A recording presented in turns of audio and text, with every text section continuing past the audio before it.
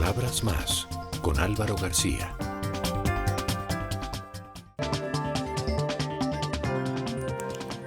Daniel Samper Ospina, bienvenido a Palabras Más. Álvaro, un placer. Muchísimas gracias por la invitación. No, un gusto tenerte acá, Daniel. ¿Cómo va la vida después de Soho? Bien, yo creo que bien. Yo creo que acomodándome a lo nuevo que estoy haciendo, que es una productora de ideas editoriales, como acorde a todos los formatos de los nuevos tiempos. Y bien, y dejando atrás una etapa que fue muy larga, duré casi 14 años, y y que me hizo feliz absolutamente. ¿Qué extrañas de Soho y de qué has descansado estando fuera de Soho? Extraño al grupo con el que trabajaba, que creo que es un grupo realmente muy bueno, un grupo de amigos que sabíamos ya trabajar pues con los ojos cerrados y de manera muy coordinada. ¿De qué he descansado?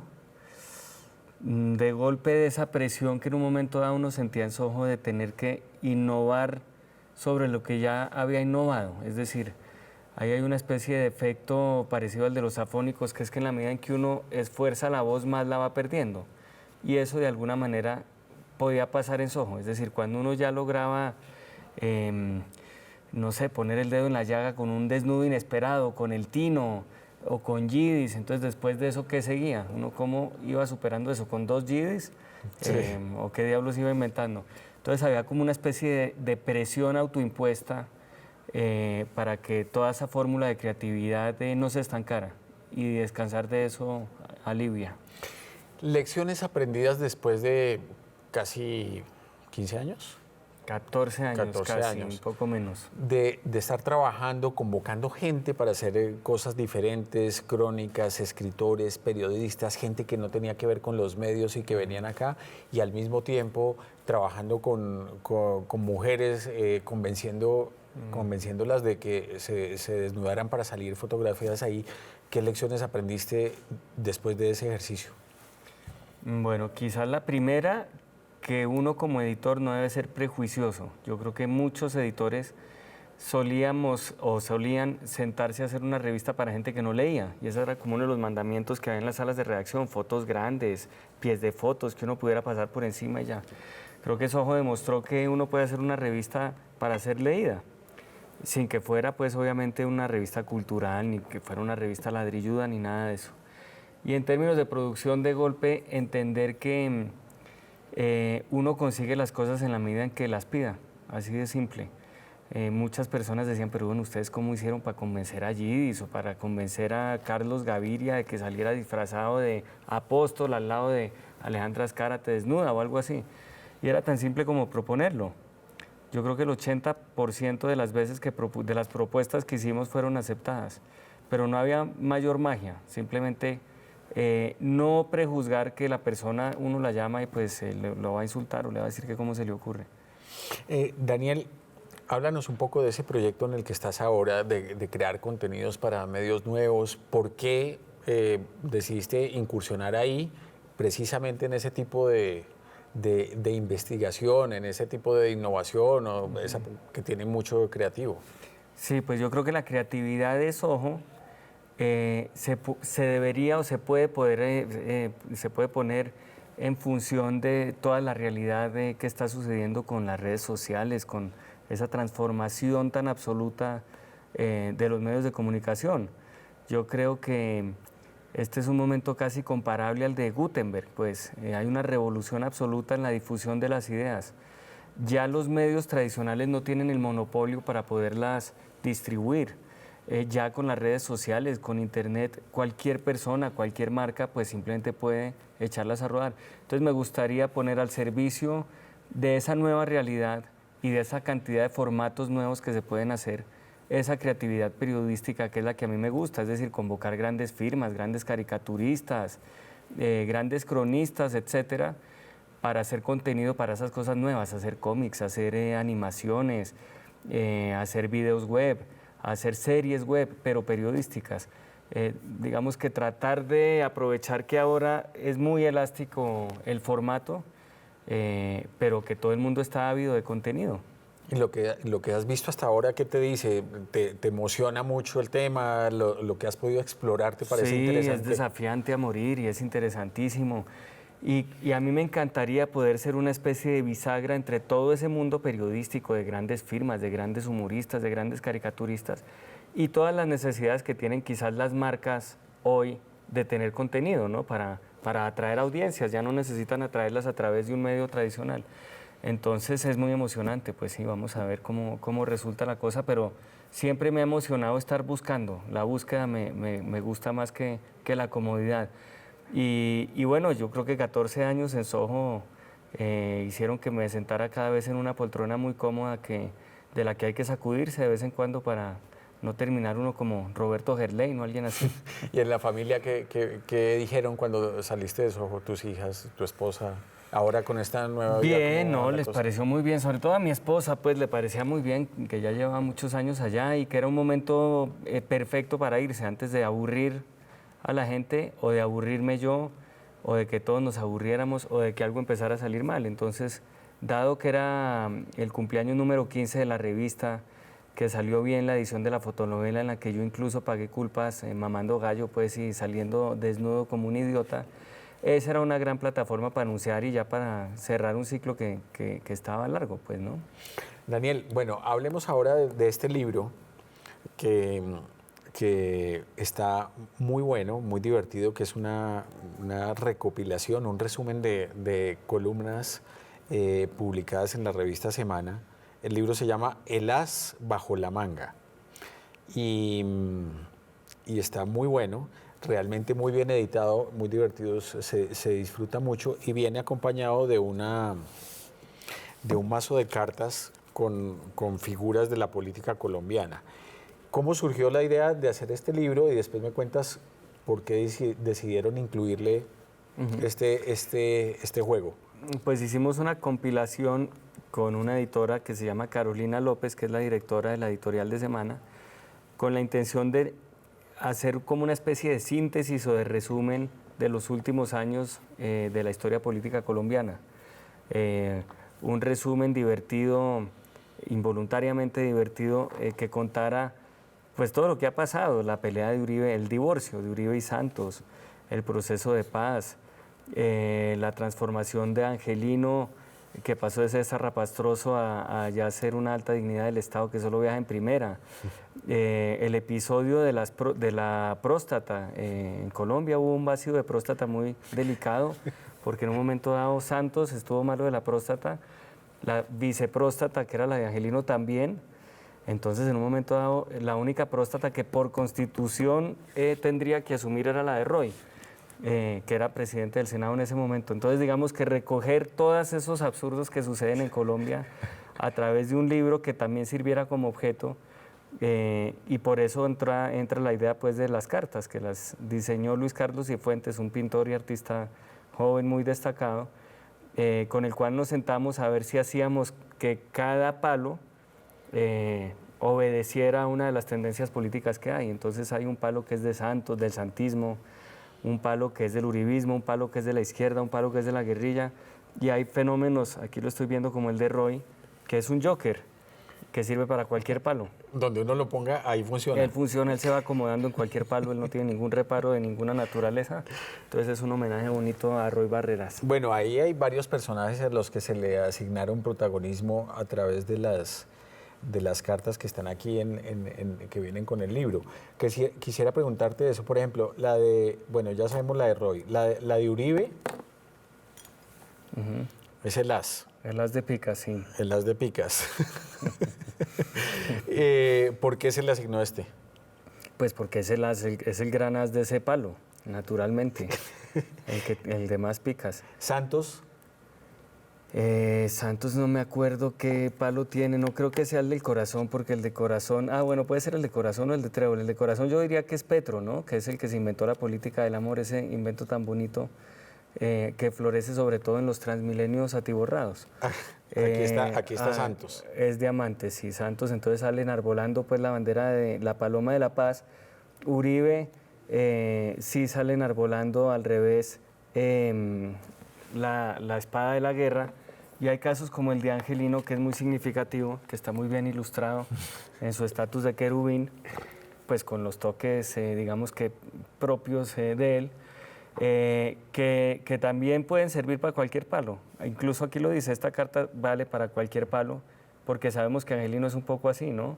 Sobre todo su reapareció y no sabía bien si lanzarse por la U, si lanzarse por el uribismo, si lanzarse en Cali, si lanzarse en Bogotá, si lanzarse de día, si afeitarse, si bañarse. Entonces toda esa indecisión se ve reflejada en una especie de oportunismo que también lo tiene en la carta. ¿Y qué lleva Angelino colgado en el cuello? Un rosario muy bonito de longaniza y de chorizo. Yo creo que es más chorizo que longaniza. Sí, es como más chorizo. Es un collar que lo adorna de una manera muy bonita. Daniel, aquí hay otro personaje que está en el naipe, claro. Rey de copas. El rey de copas, Luchito Garzón. Claro, sí. no se tiene que decir más.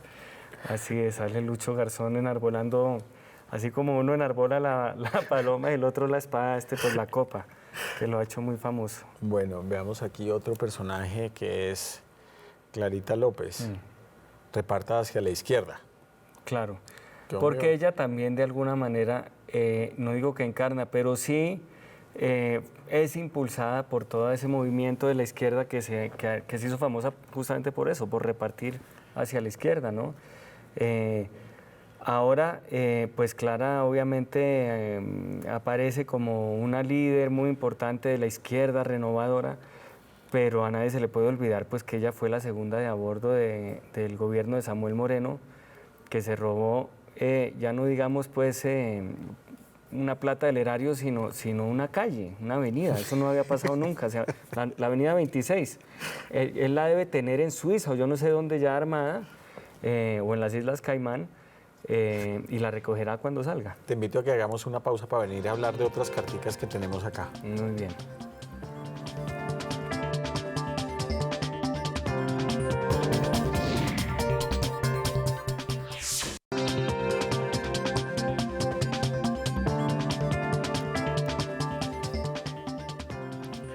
Bueno, estamos aquí barajando, Daniel, a ver cuál de estos personajes nos sale primero. Bueno, está Iván Márquez. Bueno, veo que se le dedicó de la baraja varias cartas a la guerrilla, ¿no? La guerrilla tiene un palo, sí. ¿Sí? Había que darle palo a la guerrilla. ¿Se lo merecían? Necesariamente, sí. Está Iván Márquez y está Tanya... Ah, no, aquí está Timochenko, que es uno de los ases. Ajá, sí, el as de la guerrilla. El as de la guerrilla. Angustiosamente, sí. Con su toallita. Toalla y machetes. Y está también, por ahí estaba Tanya con Simón Trinidad. Esta me parece una... Estaba Tanya con con el Dumi de Simón Trinidad, que esa es una de esas cosas únicas que pasan en Colombia. Yo no conozco de historias o procesos de paz en otros países, sea el que sea, un país africano, El Salvador, el que sea, en el que haya un Dumi en la mesa de negociación. Hemos visto pues que la guerrilla siempre anda con el Dumi de Simón Trinidad, que entre otras es el más humano de ellos, ¿no? Y esa idea es copiada, porque el primero fue el esposo de Ingrid. Que parece que el Dumi de Simón Trinidad lo secuestró al Dumi de Ingrid. Ahí lo tiene ahí en algún Dumi, Daniel, selva de Dumi. Esta otra es muy buena también. Ah, sí, claro, que es Germán Vargas con su casco y su palustre. Sí. Con Germán Vargas pasa una cosa muy curiosa y es que desde hace un tiempo anda vestido siempre, tú lo has visto con casco y chaleco, como un vendedor de home center. Sí. Pero va a los consejos de ministros, uno se imagina que llega con su casco y con su vaina y tal. Y es raro porque si uno lo compara con Angelino en un momento dado cuando lo pusieron a viajar para ver si se lo sacaban de encima, y lo mandaban, no me acuerdo a qué organismo internacional que era nombrado por votos de distintos países, viajaba en primera clase y alguien le dijo, oiga, pero ¿cómo estaba viajando usted pues con plata de los impuestos en primera clase? Y él decía, es que una dignidad del Estado como yo no puede viajar como un zarrapastroso. Entonces era una especie de hombre proveniente de la clase obrera que posaba como señorito de la sociedad, que es exactamente lo contrario de lo que sucede con Vargas Lleras, que es un señorito de la sociedad que posa ahora como si fuera miembro de la clase obrera. Bueno, aquí está, bueno, otro gran protagonista. El as del amor, claro, Petro. Lo que Petro. hablábamos de la política del amor de Petro, con su megáfono. Con y su todo. megáfono sonriente. Sí, sonriente y pregonando esa política del amor de él que consiste en instigar el odio de clases, que es válido, es una forma del amor. En él. Juan Fernando. Juan Fernando Cristo, sí. Y la pose de... De estadista, de alguna manera también. Sí. Muy bien. Aquí está... Simón Gaviria. Este es Simón Gaviria. Simón Gaviria leyendo, sí, es un momento único, es decir, hay que enfocarlo muy bien porque aparece leyendo. Captar el instante. Captar ese instante, menos mal no hay que leer las cartas, pues, porque si no, él no sabría qué hacer. Bueno, aquí está Oscar Iván. Sí, y una leyendita que dice, Aquí esta dice. es la carta de Uribe, porque sale Uribe detrás. Y hay una de Pachito que dice, esta no es la carta de Uribe, ¿no? El pobre Pachito le burlaron pues esa aquí la tengo, candidatura. mire, aquí está. Este es. Ah, sí, él con cara desconcertado y una leyenda que dice, esta no es la carta de Uribe. Porque desconcertado, pues porque fue así, ¿no? Se supone que en esa especie de feria, mitad de agroexpo, mitad de política del Centro Democrático que organizaron allá en Corferias para elegir un candidato, todas las encuestas decían que iba a ganar Pachito Santos. Y esa es una de las cosas que yo le agradezco a Uribe, porque realmente ahí hizo patria, es decir, si él deja que sucedan las cosas como iban a suceder, si él no le virla esa candidatura a Pachito y se la da a Oscar Iván Zuluaga, que es un poco más de su confianza, el país es tan folclórico que Pachito habría podido ser presidente, a mí no me cabe duda. ¿Y cómo sería un país gobernado por Francisco Santos? No, pues imagínese, es decir, de entrada habría una fusión entre Isagen y el Ministerio de Educación para promover esa cultura educativa tan bonita que él pregonaba de electrocutar estudiantes. Bueno, aquí hay otra que me parece que es una ilustración muy fuerte, ¿no? Paloma Valencia, sí, en sus dos facetas, ¿no? Esta de arriba es... Paloma Valencia calmada. Calmada. ¿Y esta? Ahí es ya cuando toma la vocería en la plenaria y se empieza a transformar.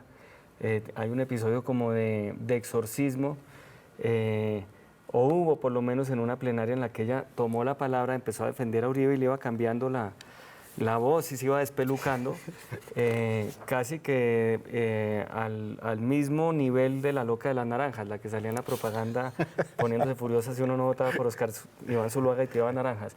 Entonces Paloma sí vivió una transformación parecida, un fenómeno casi que para un exorcista, y empezaba a cambiar la voz. Yo no sé si usted vio ese momento. Y en hay la una plenaria. secuencia de fotos. Hay una secuencia de fotos y ella le gira la cabeza 360 grados y empieza a vomitar unos elogios de la seguridad democrática muy impresionantes. Daniel, otro que aparece aquí, otro de los personajes de la vida nacional que aparece aquí es el procurador, pero últimamente lo hemos oído usando unas expresiones fuertes. Desde siempre. De culipronto, Sí. de usar que nos la está Vaselina. metiendo con vaselina. Sí, y no sí. sé. ¿Por qué cree usted que el procurador, siendo una persona como es, en su pensamiento religioso, acude a este tipo de Pues terminología? es que eso es muy diciente. Yo creo que esas son, es decir, él quizás sea religioso justamente por eso, para poder mantener abajo en las raíces, en la sombra, en la profundidad, toda esa cosa volcánica sexual que quizás tenga. ¿Cómo escogieron las columnas que están aquí en el libro? Pues la idea era hacer un recuento de la historia y digamos que Colombia es un país muy monotemático y así son las columnas. Antonio Caballero decía que él en últimas había escrito la misma columna todo el tiempo. Entonces la idea era pues variar un poquito los personajes, pero que uno lograra seguir el hilo de cada uno de ellos y de todo lo que ha sucedido con cada uno de ellos. Te quería preguntar sobre eso, digamos, de las personas que tú admiras o que fueron tus referentes en el tema del humor político en Colombia, tal vez Klim, incluso tu papá que hizo un trabajo extraordinario con ese tema durante muchos años. Si uno se pone a revisar ese trabajo y ve lo que pasa ahora, ¿qué encuentra? Pues yo creo que encuentra también mucha crítica política expresada con humor, quizás no escrita. Es decir, yo creo que la crítica política más importante en Colombia en los últimos años se dio en radio, en programas como La Luciérnaga, por ejemplo, Y en series, incluso en series animadas como la de Martín de Francisco y Santiago Moure en la tele, o en televisión con Jaime Garzón, ¿no? Ahora, obviamente hay también pues, grandes escritores de humor político como Tola y Maruja y tal, pero yo creo que el espíritu de criticar con humor a la clase política, que en un primer momento se manifestó de una manera magistral con Klim, pues siguió reproduciéndose en otros géneros, pues, ¿no? Hoy en día el escenario del humor político, ¿cómo lo ves en Colombia? Yo creo que bien, yo creo que pues se está haciendo humor, hay varias ráfagas de humor pues para lograr, digamos que digerir nuestra realidad, aunque hacen falta más, evidentemente. Ahora mencionabas a La Luciérnaga. Con sí. Gustavo, ¿cómo la has oído? ¿Cómo te parece Bien, el cambio, muy de, bien, el no, cambio del muy programa? bien. Pues evidentemente él tiene su estilo, pero creo que el programa es el mismo esencialmente y es igual de crítico y eso es lo importante. Y uno se ríe mucho oyéndola y es inteligente, es informado, está muy bien. Después del trabajo que has hecho hasta ahora y que has venido haciendo durante tanto tiempo, ¿qué has aprendido sobre el humor de los colombianos? ¿Qué nos divierte a los colombianos? ¿Qué nos gusta oír? ¿Qué no nos gusta? ¿Qué no nos hace reír? ¿Qué no nos hace reír? Pues es difícil y sería incapaz de hablar como en palabras mayores de qué sí y qué no, pero digamos que tenemos una tendencia a reírnos de nosotros mismos, que es lo que permite que soportemos todo lo que nos pasa. Si no existiera esa especie de reflejo deformado a través del cual nos podemos ver, quizás nos resultaríamos insoportables, porque Colombia es un país insoportable si uno lo ve sin sentido del humor. Y es muy divertido si uno lo ve con humor. Es decir, si uno hace una seguidilla de titulares que pueda tomar al azar de las últimas semanas, pues se encuentra con unas cosas absurdas. Por ejemplo, hay una banda que roba pelo. Eso yo creo que solo sucede acá. Pero roba pelo literalmente. Quiero decir, uno está esperando el Transmilenio o una señora y llega un tipo, le jala la cola de caballo y otro se la corta de un tijeretazo y huyen con la cola de caballo en el sobaco, y eso no creo que suceda, por ejemplo, en Bolivia, ni en Tumbuctú, no, ni nada, ¿no? De hecho, William Ospina ya anda con escoltas, pues, ¿no? Es muy delicada la situación y así es todo. Hace poquito capturaron al jefe de capturas de la Fiscalía. Todas las noticias que produce Colombia o hacen llorar o hacen reír si uno las mira de otra manera. ¿Qué reflexiones te hiciste con el asesinato de la gente de Charlie Hebdo en Francia? Pues una reflexión que yo creo que puse, que alcanzó a entrar en el libro, y es un homenaje a Ordóñez, que es nuestro fundamentalista religioso, pero mansito, él es un poquito más mansito. Es decir, uno no ve a Ordóñez llenándose de tacos de dinamita las calzonarias para meterse en la sede de Soho e inmolarse, o secuestrando una avioneta de Guaymaral para estrellarla en la sede de Semana.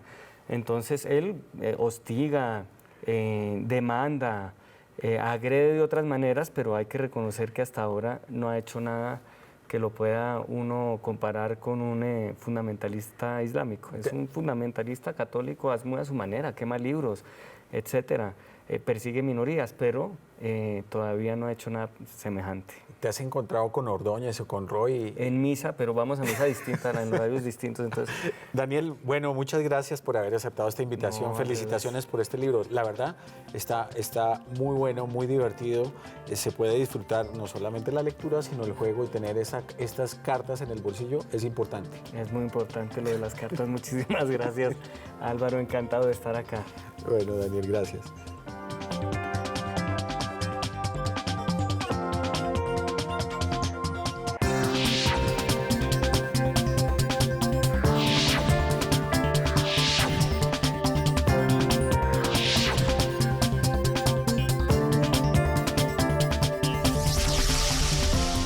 Palabras más con Álvaro García.